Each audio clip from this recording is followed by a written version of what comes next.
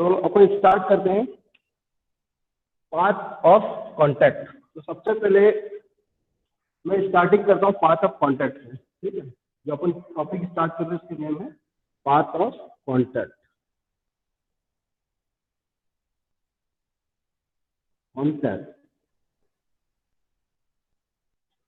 ठीक है, path of contact. सबसे पहले मैं आपको डायग्राम से थोड़ा आपको बताऊंगा कि पाथ ऑफ कांटेक्ट क्या हो रहा है इसमें।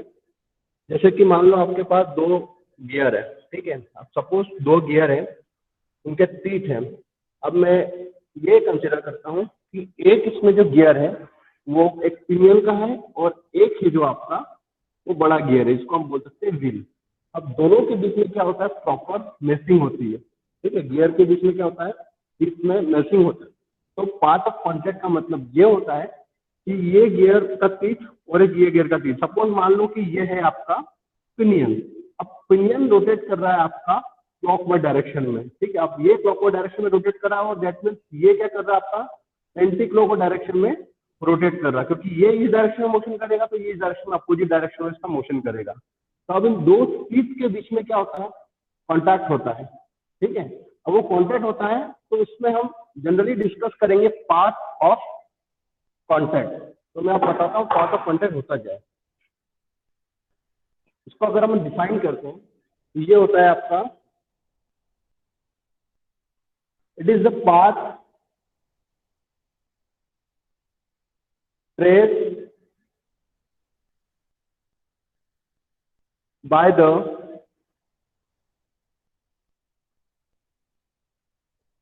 Point of contact of two teeth from the beginning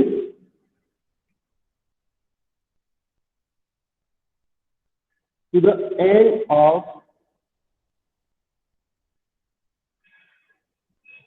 engagement,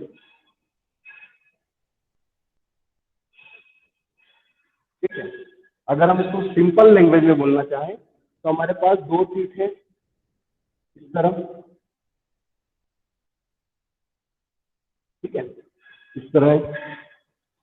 अब इनमें क्या होता है कि इस तरह मैचिंग होता है,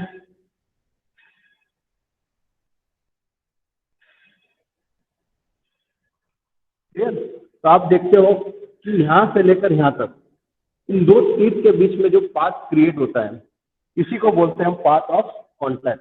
क्या बोलते हैं इसको, पाथ ऑफ कांटेक्ट,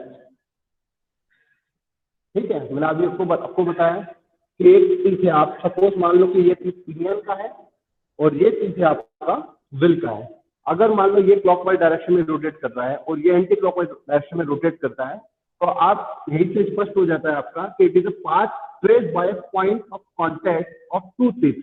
जब दो टीथ हैं उनके बीच का जो कांटेक्ट होता है, कौन सा कांटेक्ट, ये कांटेक्ट यहां से लेकर यहां तक। So it is a path traced by a point of contact of two teeth from beginning to the end of engagement। तो ये beginning और ये हो गया आपका end। तो beginning से लेकर end तक का जो contact होता है उसको बोलते हैं path of contact, ठीक है।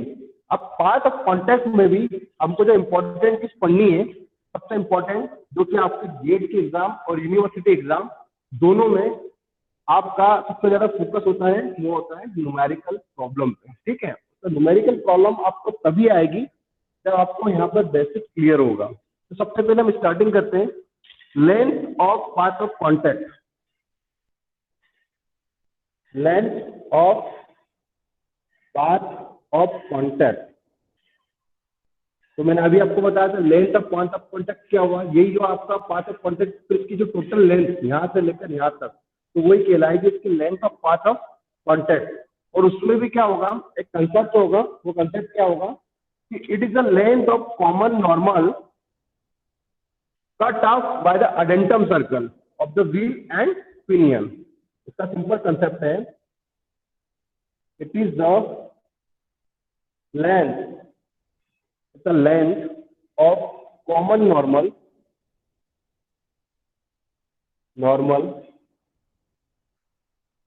Cut off by the addendum circle of the wheel and pinion। जैसे कि मैंने आपको अभी बताया कि यह है आपका पिनियन और यह है आपका व्हील। मतलब पिनियन मीन्स ये जो व्हील के कंपेयर में थोड़ा छोटा सर्कल होता है। अब क्योंकि मेरे पास छोटा गियर नहीं है तो मैंने दो पैरेलल मीन्स दोनों साइड के गियर ले लिए। तो अगर मान लो इसको मैं कंसीडर करूं कि ये स्मॉल गियर है और ये लार्जर गियर है, ठीक है। तो मैंने आपको याद है करंट एक चीज क्लियर करी थी लास्ट टाइम कि अगर मान लो अपना जो ड्राइवर है वो स्मॉल है, जो ड्राइवर गियर है वो स्मॉल है और जो ड्रिवन गियर है वो लार्जर है, तो उस कंडीशन में क्या होता है, आपके टॉर्क कौन सा करते हैं, इंक्रीज करते हैं और लोड कैपेसिटी को भी इंक्रीज करते हैं। और अगर मान लो कंडीशन ये होती है कि अगर आपका ये जो व्हील होता है ये ड्राइवर होता है और ये पिनियन होता है, ये ड्रिवन होता है, तो हम इसकी स्पीड के रेशियो को क्या करते हैं, इंक्रीज करते हैं। अब हम उस कंसेप्ट को छोड़ते हुए अभी हम बात करते हैं length of path of contact. तो length of path of contact क्या है कि it is the length of common normal cut off by the addendum circle of the wheel and pinion. तो मीन्स व्हील और पिनियन दोनों के addendum circle में हम जो कॉमन नॉर्मल ड्रॉ करते हैं, तो वो कॉमन नॉर्मल ड्रॉ करने के बाद में जो कट करता है उसके अडेंडम से, तो उस चीज को बोलते हैं हम length of path of contact. तो आपको डायरेक्टली मैं डायग्राम से थोड़ा बताऊंगा तो आपको क्लियर हो जाएगा। तो आपको उम्मीद करता हूँ कि ये चीज तो क्लियर हो गई है कि जब दो तीर आपस में मैचिंग करते हैं तो इनके बीच में एंड और स्टार्टिंग और एंड ऑफ एंगेजमेंट, तो इसको बोलते हैं हम length of path of contact, length of path of contact, ठीक है। और ये पाथ ऑफ कॉन्टैक्ट मैं आपको ऑलरेडी बता चुका हूँ। तो अपन एक डायग्राम से इसको देखते हैं तो जिससे आपको क्लियर हो जाएगा हर एक चीज। तो देखो आपको डायग्राम विजिबल है, ये वाला दिख रहा है सभी स्टूडेंट्स को? हेलो, डायग्राम दिख रहा है आप लोगों को? हेलो नितिन? Yes sir.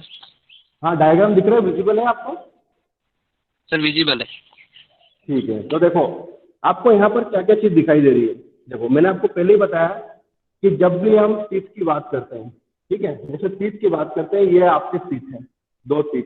अगर हम दो टीथ की बात करेंगे तो यहाँ पे क्या होगा, एक होगा आपका अडेंडम सर्कल, एक होगा पिच सर्कल और तीसरा होगा आपका अडेंडम सर्कल, या इसको हम बोल सकते हैं बेसिक तरीके से बेस सर्कल। तो बेस सर्कल जो सबसे जो टीथ के बॉटम में होगा उसको बोलोगे बेस सर्कल, और जो सेंटर में जो इमेजिनरी सर्कल होगा उसको पिच सर्कल, और जो सबसे ऊपर होगा उसको बोलोगे आप अडेंडम सर्कल।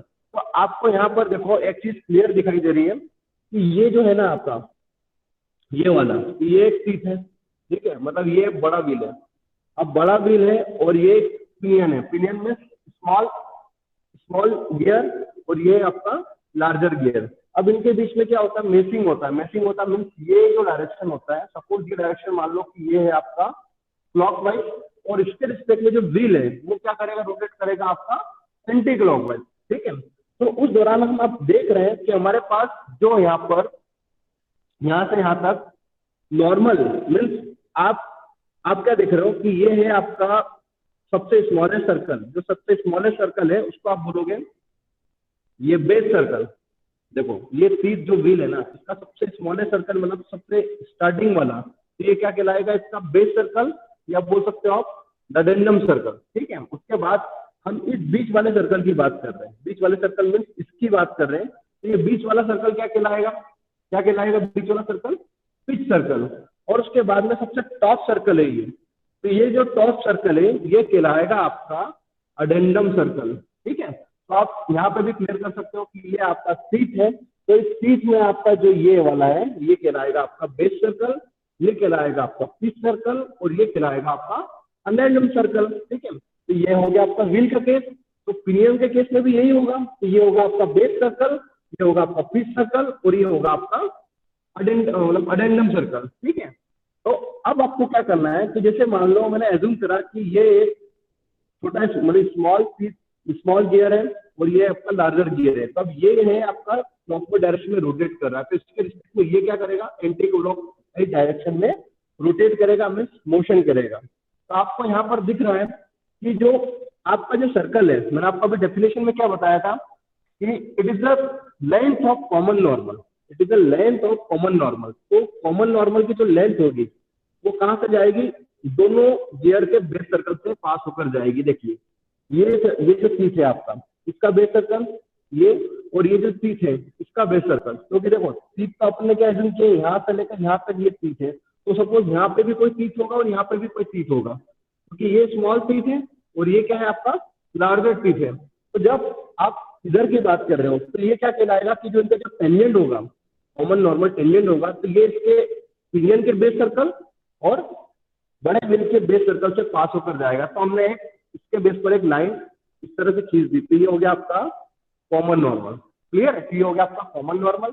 अब आपको यहाँ पर एक चीज देखना है कि देखिए इस गियर का आपका अडेंडम, इस गियर का अडेंडम और इस गियर का अडेंडम, दोनों के बीच का जो लेंथ होता है, कट ऑफ लेंथ, उसको बोलते हैं हम KPL। तो इसको बोलोगे आप length of path of contact.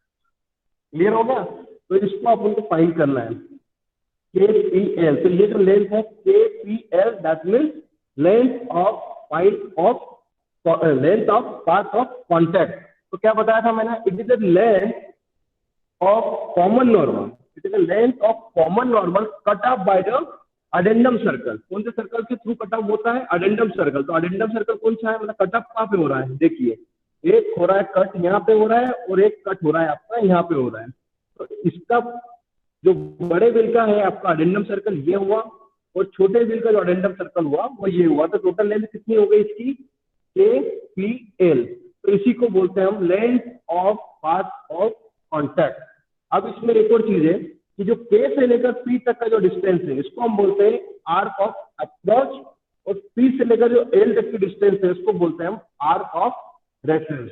Clear, तो आर्क ऑफ अप्रोच और आर्क ऑफ रेफरेंस को हम बाद में देखेंगे, बट ये कंसेप्ट तो आपको क्लियर हो गया कि जब दो व्हील हैं आपस में मैचिंग करते हैं, उनके अंदर दो व्हील है, मीन्स एक पिनियन है और एक आपका लार्जर व्हील है, जब दोनों व्हील के टिप आपस में मैच करते हैं तो मैच करने पर वो उनके जो अडेंडम सर्कल है वहां से वो क्या करते हैं, कॉमन नॉर्मल से कट ऑफ करते हैं। तो उस लेंथ को बोलते हैं हम, उस लेंथ को क्या बोलते हैं हम, length of path of contact.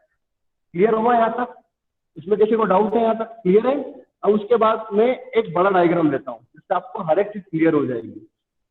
तो देखिए अब हम बड़ा डायग्राम लेते हैं ये वाला। अब इसमें क्या देख रहे हो, मैंने आपको पहले ही बताया कि हम दो सर्कल ले रहे हैं, ठीक है। तो हमारा जो मेन फोकस होगा ना वो पिच सर्कल ही होगा, ठीक है। बट अभी हम क्या देख रहे हैं, हमारे पास एक पिनियन है और एक व्हील है। तो आप देख रहे हो पिनियन का जो डायरेक्शन है वो किस डायरेक्शन में, क्लॉकवाइज डायरेक्शन में, और जो व्हील का जो डायरेक्शन है वो क्या है आपका एंटी क्लॉकवाइज डायरेक्शन में है।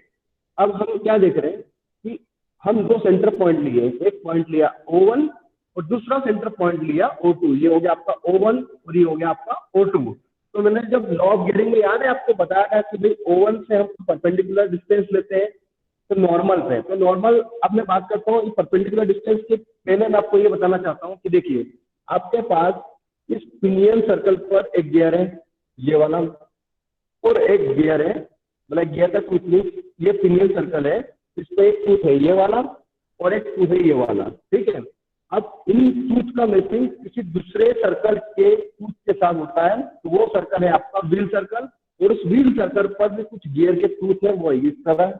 तो देखिए एक टूथ ये और एक टूथ ये, तब ये टूथ और ये टूथ का प्रॉपर में क्या होता है, मैचिंग होता है, क्या होता है, एंगेजमेंट होता है, और इसका एंगेजमेंट इसके साथ होता है। तो अब मैं बात करूंगा पाथ ऑफ कॉन्टैक्ट। तो अभी मैं आपको बताना चाहूंगा कि दो कंडीशन होती है, एक होता है फेस और एक होता है फ्लैंक। तो फ्लैंक क्या होता है, जो आपका टीथ का निचला हिस्सा होता है उसको हम बोलते हैं फ्लैंक, और जो टीथ का ऊपरी हिस्सा होता है उसको बोलते हैं हम फेस, ठीक है। फेस ऑफ टूथ और फ्लैंक ऑफ टूथ, जो कि मैं आपको टर्मिनोलॉजी ऑफ गियर में अच्छे से बता चुका हूं। अब क्या होता है, हम अगर length of path of contact की बात करें तो अब देखो स्टूडेंट, यहाँ पर पहला कंडीशन क्या है कि ये है आपका व्हील, तो व्हील का अडेंडम सर्कल, व्हील का अडेंडम सर्कल और ये जो पिच सर्कल है, पिनियन है, तो पिनियन का अडेंडम सर्कल, दोनों एक दूसरे को क्या करते हैं, कट ऑफ करते हैं। तो इस लेंथ को क्या बोलते हैं हम, लेंथ ऑफ कॉन्टैक्ट बोलते हैं। उस लेंथ ऑफ कॉन्टैक्ट की जो लेंथ है वो है आपका के और वो है आपका एल। तो इस के एल लेंथ को बोलते हैं हम लेंथ ऑफ कॉन्टैक्ट। लेकिन आपको एक चीज तो क्लियर है, जो मैंने आपको लास्ट टाइम लॉ ऑफ गेरिंग में भी बताया था कि जो वेलोसिटी रेशियो है, सॉरी वेलोसिटी रेशियो या आपका जो कॉन्टैक्ट होता है, जब भी रूल्स के according passing through pitch point, तो आप देखते हो तो पिच पॉइंट कहाँ पे होता है, ये होता है आपका पिच सर्कल। तो एक व्हील का पिच सर्कल और एक पिनियन का पिच सर्कल, दोनों किसी पर्टिकुलर एक पॉइंट पर मिलते हैं जिसको बोलते हैं पिच पॉइंट, और वो गियर के जो सीट होते हैं वो पिच पॉइंट से पास होकर जाते हैं, जो कि मैं आपको लास्ट लेक्चर में अच्छे से बता चुका हूँ। तो यहाँ पर एक सीट है ये वाला और एक सीट है ये वाला, दोनों आपस में क्या करते हैं, मैचिंग करते हैं। इस तरह से मैचिंग करते हैं। तो मैचिंग करने के बाद मीन्स क्या होता है कि ये पिच पॉइंट से ही पास होकर जाता है, ठीक है, पी पॉइंट से। तो आपको मैंने अभी बताया कि के से पी और पी से एल, तो ये है इसका, ये बेस सर्कल किसका हो गया आपका, व्हील का बेस सर्कल, और ये बेस सर्कल किसका होगा, पिनियन का। तो व्हील के बेस सर्कल और पिनियन के बेस सर्कल से कॉमन नॉर्मल हम क्या करते हैं, ड्रॉ करते हैं। तो हमने वो कॉमन नॉर्मल ड्रॉ कर दिया यहाँ से यहाँ तक, इसको मैंने बोल दिया एम और इसको बोल दिया एन। अब इस कॉमन नॉर्मल में मैं क्या देख रहा हूँ, ये दोनों के टीथ है, एक टीथ है आपके पिनियन का और एक टीथ है हमारे व्हील का। तो उन टीथ में एक होता है स्टार्टिंग वाला, इसका व्यू बोलोगे सिंपल तरीके से कि इन्वॉल्यूट टीथ बिगेन एट के। तो इन्वॉल्यूट टीथ ये एक तरह का कौन सा टीथ है, इन्वॉल्यूट टीथ प्रोफाइल है। तो इन्वॉल्यूट टीथ बिगेन एट के ऑन द फ्लैंक, कौन से इसमें होगा, इन्वॉल्यूट टीथ बिगेन विथ एक पॉइंट के just like on the face of flank and L on the face. तो इनका जो स्टार्टिंग पॉइंट है वो क्या है, के है और एल है। मतलब दोनों टीथ का अगर मान लो मेसिंग होता है तो ये मेसिंग के जो स्टार्टिंग पॉइंट है के और ये एल, दोनों क्या कर रहे हैं, मेस कर रहे हैं। तो के से एल की बात करें तो के क्या कर रहा है, इस चीज के लिए आपका काम कर रहा है फ्लैंक का, और एल काम कर रहा है इस चीज के लिए आपके फेस का। क्लियर, तो ये हो गई आपके लेंथ ऑफ कॉन्टेक्ट। और एमएन क्या हो गया आपका, MN is a common normal, MN is a common normal at the point of contact and common tangent to the base circle. और इनके जो बेस सर्कल से जो है वो आपका क्या है, कॉमन टेंजेंट। तो देखो टेंजेंट कैसे है, ये आपका बेस सर्कल और ये बेस सर्कल, दोनों से आपने लाइन को ड्रॉ किया इस तरह, और ये हो गया आपका एमएन। यहाँ से आप ये क्या हो गया, बेस सर्कल पे आपने क्या करा है, कॉमन टेंजेंट ले लिया। तो देखिए ये पिनियन का बेस सर्कल और व्हील का बेस सर्कल, दोनों एक दूसरे को क्या होगा, दोनों सर्कल एक दूसरे से क्या होंगे, टेंजेंट होंगे, इस तरह से दिख रहा है, ये और ये। उसके बाद ये वाला और ये वाला, तो के क्या हुआ, के हो गया आपका ऑन द फ्लैंक और एल हो गया आपका ऑन द फेस। तो ये हो गया length of path of contact. अब the point K is intersection of the addendum circle of wheel। तो ये जो K पॉइंट है ना वो क्या है, intersection of addendum circle of wheel. तो ये व्हील का अडेंडम सर्कल का, ये व्हील है इसका अडेंडम सर्कल का इंटरसेक्शन है, और जो आपका एल है वो किसका इंटरसेक्शन है, आपके पिनियन के अडेंडम सर्कल का पॉइंट है वो है एल। तो ये हो गया आपका के और एल। अब हम इसी कंसेप्ट के बेस पर length of path of contact की वैल्यू फाइंड करेंगे। तो length of path of contact की वैल्यू क्या है, यहां से लेकर के से लेकर ये हो गया आपका के एल। तो देखिए के एल में आपका जो सेंटर पॉइंट है वो कहां से मिल रहा है, कौन से पॉइंट पर मिल रहा है, वो पॉइंट क्या है आपका पिच सर्कल। तो ये हो गया आपका pitch circle, base circle, pitch circle और अडेंडम सर्कल। तो देखिए आपकी लेंथ के और एल, के एल और बीच का पॉइंट क्या है आपका पी। तो ये जो के एल है ना इसको बोलोगे, ये जो के और पी की जो है इसको बोलोगे पाथ ऑफ अप्रोच, और जो पी से एल तक है वो बोलोगे पाथ ऑफ रिसेस। ठीक है, तो पाथ ऑफ अप्रोच और पाथ ऑफ रिसेस। तो अब हम इसका डेरिवेशन सॉल्व करते हैं तो मैं आपको बताऊंगा। कितना क्लियर हुआ स्टूडेंट्स आपको, बोलिए कोई डाउट हो तो बताइए, इतना क्लियर हुआ आपको। मैंने बताया ना कि ये बेस सर्कल है, ये पिच सर्कल है और ये अडेंडम सर्कल है। किसके लिए? व्हील के लिए। और ये बेस सर्कल है, पिच सर्कल है, अडेंडम सर्कल है, इसके लिए पिनियन के लिए। अब पिनियन चूंकि क्या कर रहा है, ड्राइवर का काम कर रहा है, मीन्स इस डायरेक्शन में रोटेट कर रहा है। कौन सी डायरेक्शन में? क्लॉकवाइज। तो आपका जो व्हील है वो एंटी क्लॉकवाइज में रोटेट करेगा। तब इन दोनों टीथ के बीच में क्या होगा? मेसिंग होगा। तो जहां से मेसिंग स्टार्ट हुआ तो ये पॉइंट है के और ये स्टार्टिंग पॉइंट, तो के और एल, तो ये होगा length of path of contact. अब अपन बात करते हैं एंगल की। तो मैंने बोला कि भाई इस पिनियन का सेंटर पॉइंट क्या बोल दिया मैंने? O1। और इस व्हील का सेंटर पॉइंट क्या बोल दिया मैंने? O2। तो O1 पे एक परपेंडिकुलर लाइन ड्रॉ की, मीन्स ये, तो ये हो गया आपका O1M। और O2 से परपेंडिकुलर लाइन ड्रॉ की, उसको बोल दिया O2N। तो ये हो गया O1M और O2N। तो O1M है वो आपके पिनियन के लिए और O2N है वो आपके व्हील के लिए। ठीक है, अब अपन इसका डेरिवेशन आगे देखते हैं। तो सबसे पहले स्टार्टिंग अपन करते हैं पाथ ऑफ कॉन्टैक्ट। तो पाथ ऑफ कॉन्टैक्ट की बात करते हैं अपन, तो वो क्या है? वो इस तरह हो जाएगा आपका। विजिबल है इतना? डायग्राम दिख रहा है? ठीक है, तो अब सबसे पहले मैं क्या लिखूंगा? द पार्ट ऑफ, ये इस तरह से होगा, मैंने आपको अभी बताया। ये देखिए KPL, इसको मैंने बोल दिया K, इसको बोल दिया L और इसको बोल दिया मैंने P। तो आपको ये डिस्टेंस जो है ना, इसको बोलोगे आप length of path, length of path, length of path of contact. कौन सी डिस्टेंस? KPL, means KPL। तो ये हो गया KPL, तो length of path of contact, और ये आपका पिच पॉइंट। ठीक है, अब आपको डेरिवेशन करना है इसका। So the part of the path of contact KP is known as path of approach. तो KP को क्या बोलोगे आप? Path of approach.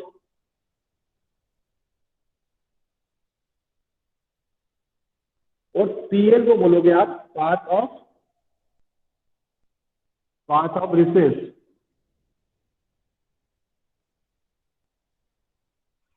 क्लियर? अब मुझे ये बताइए इसमें आरे क्या है? बता सकते हो आरे क्या है इसमें? कौन बताएगा आरे? बोलो, आरे को क्या बोल सकते हैं अपन? लेकिन बताइए आप, आरे को क्या बोलोगे? आरे मीन्स व्हाट? RA, स्मॉल आरे की बात करें तो ये R, देखो ये R है आपका पिच सर्कल, तो इसको बोलोगे radius of pitch circle, small r। और कैपिटल R को बोलोगे radius of wheel, radius of pinion और रेडियस ऑफ व्हील, दोनों कंडीशंस हैं। ठीक है, तो RA को आप लिखोगे रेडियस ऑफ अडेंडम सर्कल,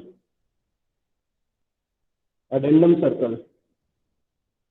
ठीक है, और R को बोलोगे radius of pitch circle, radius of pitch circle. और आपका हो जाएगा capital R A, capital R A, इसको बोलोगे radius of addendum circle, addendum circle. और किसके लिए? ये तो रहा आपके पिनियन के लिए, और ये किसके लिए हो जाएगा? Radius of addendum circle of wheel. और ये रेडियस ऑफ पिच सर्कल किसके लिए था? पिनियन के लिए था। और आप कैपिटल R हो जाएगा आपका, वो हो जाएगा radius of pitch circle of wheel. तो ये आपको नोमेनक्लेचर क्लियर हो गए कि RA क्या होता है, R क्या होता है, कैपिटल RA क्या होता है और R क्या होता है। ठीक है, तो ये चीज आपको क्लियर हो गई। उसके बाद अपन नेक्स्ट डेरिवेशंस पे आते हैं। तो डेरिवेशंस पे आपको सबसे पहले स्टार्टिंग कहाँ से करनी पड़ेगी? उसकी स्टार्टिंग है आपकी, सबसे पहले आप क्या देख रहे हैं? आपको क्या देखना है? Radius of base circle. तो आपको रेडियस ऑफ बेस सर्कल दिखाई दे रहा है यहाँ पे? थोड़ा इसको बड़ा करूं क्या मैं? दिखाई दे रहा है ये? रेडियस ऑफ बेस सर्कल कहाँ दिखाई दे रहा है आपको, बता सकते हो? Radius of base circle of pinion, तो बताइए लेकिन radius of base circle of pinion क्या है यहाँ पे? कौन सा पॉइंट है? Radius of base circle of pinion, base circle का रेडियस क्या है? ये है ना, O1m, radius of base circle of pinion. तो आप इसको लिख सकते हो radius of base circle of pinion. तो radius of base circle of pinion कैसे लिखोगे? Radius of base circle of pinion O1m, ठीक है। तो आप इसको लिखोगे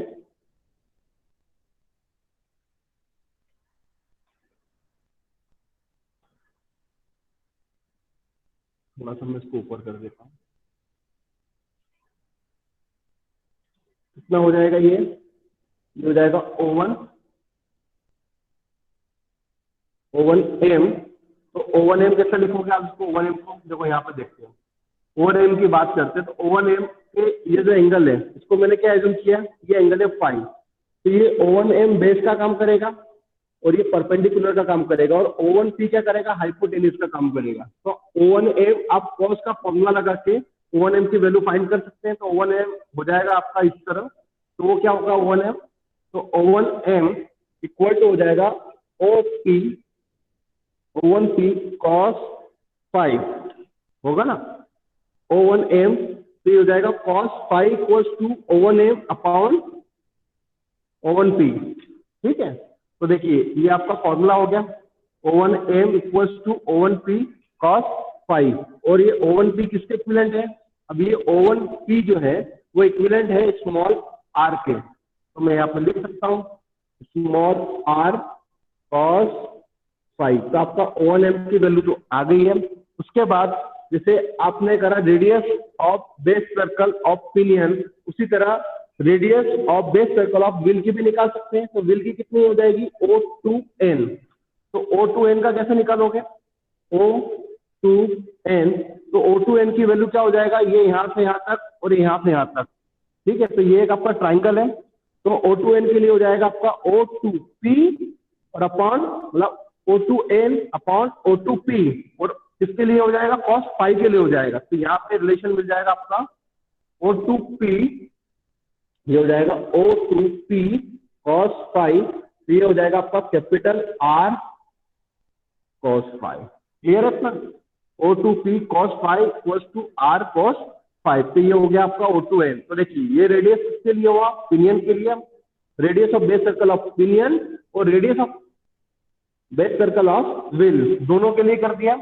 अब उसके बाद अब हमको आना है इसमें राइट एंगल। तो मैं कोई सा भी राइट एंगल लेता हूं, तो from right angle triangle O2n, अगर मैं पहले स्टार्टिंग बात करता हूं व्हील की, तो मैं व्हील के लिए कोई ट्राइंगल लेता हूं। तो व्हील के लिए कोई ट्राइंगल लेता हूं, तो वो ट्राइंगल मैं कंसिडर करता हूं, सपोज एज्यूम करता हूं कि वो ट्राइंगल है राइट एंगल में O2KN, मतलब O2K और ये N। तो मैं इसको इस तरह से थोड़ा सा एक्सटेंड कर देता हूं तो आपको क्लियर दिख रहेगा। इस तरह से ये है K, ये है O2 और ये N। तो KO2N ये एक राइट ट्रायंगल है, तो मैं इजीली तरीके से यहाँ से वैल्यू फाइंड कर सकता हूँ। तो राइट ट्रायंगल में देखिए K और N की वैल्यू को फाइंड कर सकता हूँ, क्योंकि देखो ये ट्रायंगल कैसे दिख रहा है? इस तरह दिख रहा है आपका। ये हो गया आपका K, ये हो गया आपका N और ये हो गया आपका O2, और एंगल कितना है आपका? ये यहाँ से यहाँ तक 5। तो इसके सामने देखो ये जो एंगल है 5, कितने डिग्री है ये? इसको आप मान लो थोड़ी देर के लिए कि ये परपेंडिकुलर है। तो परपेंडिकुलर है मीन्स आप पाइथागोरस थ्योरम यहाँ पर अप्लाई कर सकते हो, और अगर पाइथागोरस थ्योरम अगर आप अप्लाई करोगे तो आप केन की वैल्यू फाइंड कर सकते हो। तो केन का स्क्वायर इक्वल्स टू हो जाएगा आपका रूट में O2k का स्क्वायर माइनस O2n का स्क्वायर। तो आप इसको इस तरह लिख सकते हो, from right angle, from right angle triangle, कौन सा triangle? Right angle triangle O2KN।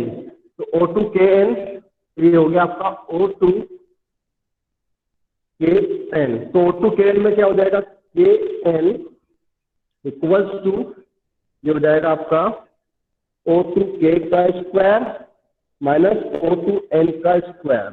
Clear, तो आपकी ये वैल्यू आ गई। केन को आप इस तरह लिख सकते हो क्योंकि O2 के है, O2 के किसके बराबर है, O2 के आपके radius of rotation of wheel के अडेंटम सर्कल के बराबर है, RA के बराबर है O2 के। तो आप इसको लिख सकते हो RA का स्क्वायर माइनस O2n। तो O2n क्या है आपका, रेडियस ऑफ रोटेशन।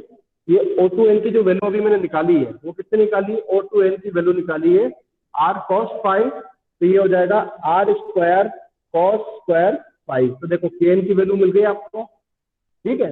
अब हम pn की वैल्यू भी निकाल सकते हैं। pn की वैल्यू कैसे निकालोगे, ये p और ये n, तो pn O2 p, तो यहाँ पर जो एंगल दे रखा है आपको, कितना एंगल दे रखा है, फाइव, तो आप डायरेक्टली क्या करोगे, पीएन की वैल्यू cos फाइव का फॉर्मूला लगा के भी अप्लाई कर सकते हो, या सॉरी साइन का फॉर्मूला अप्लाई करोगे। क्यों, क्योंकि यहाँ पर साइन का फॉर्मूला इससे लगाना पड़ेगा कि आपको वैल्यू चाहिए पी और एन की, तो साइन का फॉर्मूला लगाओगे तो क्या हो जाएगा, sine five equals to P N upon hypotenuse O2p, ठीक है। तो ये हो जाएगा आपका P N equals to O2p sine five और इक्वल टू हो जाएगा r साइन फाइव, ठीक है। तो length of part of path of contact, तो इसको आप ये भी बोल सकते हो, या the path of approach, the path of approach, तो पाथ ऑफ अप्रोच कितना हो जाएगा, ये हो जाएगा केपी। तो आप केपी को निकाल रहे हो, के और पी को निकाल रहे हो, देखो आपको यहाँ पे दिखाई दे रहा है के और पी। अगर के और पी की बात करेंगे तो के और पी को कैसे फाइंड कर सकते हैं, तो केपी हो जाएगा के एल माइनस पी एन। अगर मैं केपी को फाइंड करूंगा, ये डिस्टेंस जो दिख रही है आपकी केपी, अगर मैं केपी को फाइंड करूंगा तो ये हो जाएगा के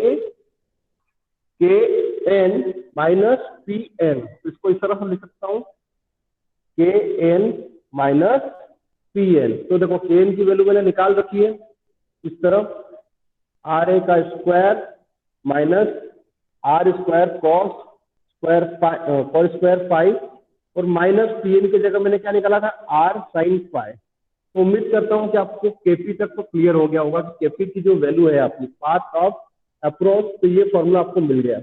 जैसे आपने केपी निकाला, अब उसके बाद जैसे आपने केपी निकाला, सेम टू सेम आपको केपी के बाद क्या निकालना है, पीएल निकालना है। क्या निकालना है, पी और एल निकालना है, ठीक है। तो उस कंडीशन में आप जैसे आपने केपी निकाला, अब आपको पीएल निकालना है, तो लेंथ ऑफ सिमिलरली ट्रायंगल कौन सा लोगे आप, यहाँ पे लोगे ट्रायंगल O1M और L। अब ये ट्रायंगल लूंगा मैं, इसके लिए O1M और L। तो इस ट्रायंगल को मैं राइट एंगल मानता हूं, तो अब इस ट्रायंगल को मैं क्या करता हूं, राइट एंगल मानता हूं। तो ट्रायंगल, राइट एंगल ट्रायंगल की बात करूं, कौन सा ट्रायंगल, O1ML। तो देखिए O1M और L, तो अगर मैं इसको भी लाइन को एक्सटेंड करूं तो वो भी इस तरह आ जाएगी। तो ये भी यहाँ पे भी मैं पाइथागोरस थ्योरम अप्लाई कर सकता हूँ, O1ML। तो पाइथागोरस थ्योरम अगर अप्लाई करूं तो ये हो जाएगा आपका ML।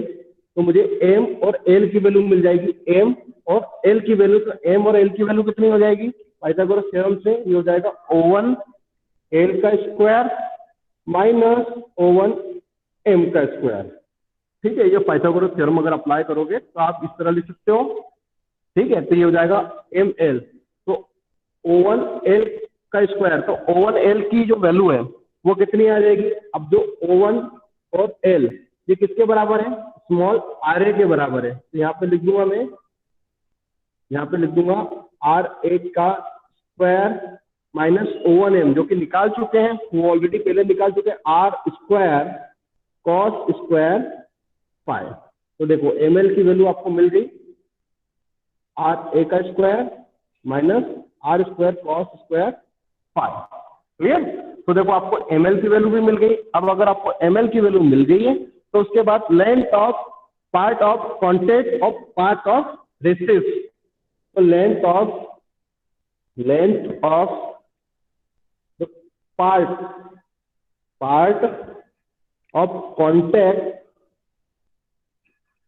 और यूं बोल सकते हैं, और the part of,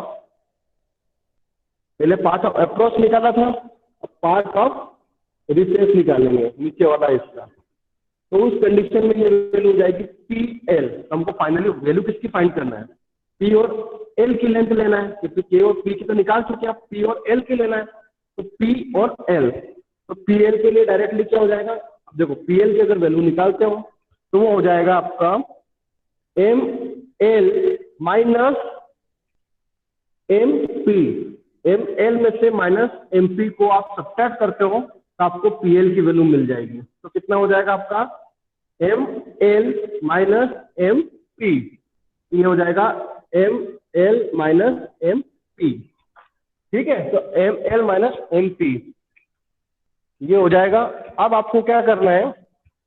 ML minus MP, तो ML की वैल्यू आपको यहाँ पर सब्स्टिट्यूट करना है। तो ML की वैल्यू कितना लिखोगे? RA का square minus R square cos square 5 और माइनस MP। तो MP की वैल्यू कितनी होगी? जैसे आपने अभी मैंने आपको बताया था PM की वैल्यू निकाल दी थी। ठीक है, तो ये R sin phi आया था। ऐसे MP की वैल्यू अगर मैं निकालता हूँ इस डायग्राम से, अगर मैं MP की वैल्यू निकालूं तो MP की वैल्यू साइन के फॉर्मूले से मैं निकाल सकता हूँ। साइन के फॉर्मूले से निकालूंगा तो वो कितनी हो जाएगी? वो हो जाएगी आपकी R sin phi। तो देखिए आपको एक दूसरा इक्वेशन भी मिल गया। तो आपकी जो टोटल लेंथ, आपने KP का भी फॉर्मूला, ये KP की लेंथ निकाल ली, इसको बोलोगे पाथ ऑफ अप्रोच, और फिर आपने PL की वैल्यू भी निकाल ली, जिसको बोलोगे पाथ ऑफ रिसेस। तो आपके पास जो टोटल लेंथ है किसकी? KL। तो KL की लेंथ क्या हो गई? KP plus PL, KP plus PL, ये टोटल लेंथ आ गई। तो आपको क्या करना है फाइनली? अब इन दोनों इक्वेशंस को क्या करना है? यहाँ पर ऐड कर देना है। अब देखिए दोनों इक्वेशंस को आप ऐड करोगे तो हमारे पास एक्चुअल फॉर्मूला आ जाएगा। तो एक्चुअल फॉर्मूला क्या हो जाएगा? KL, जो मैंने आपको हमको निकालना है। तो KL, तो KL मीन्स KP कितना है? KP कितना था आपका? RA का square minus capital R square cos square 5 और प्लस अभी जो आपने निकाला PL, RA का स्क्वायर माइनस R का square cos square 5 minus R sine 5। Clear? इसमें अपने, हाँ ये एक चीज रह रही थी यहाँ पे, माइनस R साइन 5 भी आएगा इधर साइड में। R साइन 5 मतलब कैपिटल मीन्स रूट में RA का स्क्वायर माइनस कैपिटल R का स्क्वायर कॉस स्क्वायर 5 माइनस के बाद में रूट के बाद कैपिटल R साइन 5 और प्लस फिर PL की वैल्यू हमने यहाँ पर सब्स्टिट्यूट करी। तो RA का square minus R square cos square 5 और माइनस स्मॉल r साइन 5। तो अब आप क्या करोगे? ये आपका डेरिवेशन हो गया आपका कंप्लीट। तो लेंथ ऑफ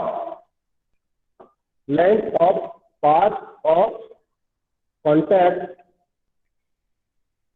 तो length of path of contact कितना? KL। तो KL की वैल्यू कितनी आ जाएगी? डायरेक्ट लेकर आप उसको लिखना चाहे तो इस फॉर्म में लिखते हैं उसको। ये हो गया आपका RA का स्क्वायर माइनस R का square cos square 5 plus small RA का square minus R square cos square 5 और माइनस ये हो जाएगा capital R plus small r और ये हो जाएगा साइन 5। तो इस तरह से हमने इसका डेरिवेशन फाइंड कर लिया है। और इस डेरिवेशन के बेस पर जो फॉर्मूला मिला, तो इस फॉर्मूले पर हम कोई भी न्यूमेरिकल आएगा तो वहां पे न्यूमेरिकल इसको सॉल्व कर सकते हैं, और इस न्यूमेरिकल की हेल्प से हम length of path of contact का जो फॉर्मूला के है वो भी फाइंड कर सकते हैं। तो उम्मीद करता हूं कि आपको यहाँ पर हर एक चीज क्लियर हो गई है। ठीक है, कोई डाउट हो तो आप मुझसे शेयर कर सकते हो।